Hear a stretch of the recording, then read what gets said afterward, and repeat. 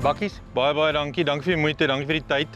Namens Agrico wil ek oor die lyn trap en die geleentheid misbruik en vir jou dankie sê vir julle moeite met Help Jag.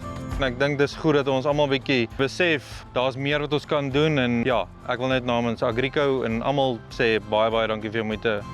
Dankie Theo. Ja, Help Jag is 'n ding wat naby my hart is. Ons het so 'n paar dae terug die jaarlikse golfdag gehad. Die stadium voer ons 8000 kinders 'n dag met al die mense se hulp daar buite en sonder ouens soos julle is dit nie moontlik nie. So van my kant af wil ek wel ook sê dankie vir julle wat regtig elke jaar 'n bydrae gee en regtig 'n verskil maak.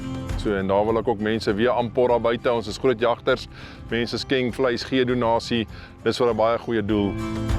Ja, Teun, van my kant af, as jy enigsins wil betrokke raak by Help Jag, gaan asseblief na ons webtuiste www.helpjag.co.za en gaan loer bietjie daar op ons webtuiste wat ons doen.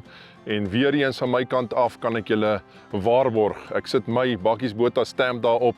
Dit wat julle gee, kom by die regte plekke uit.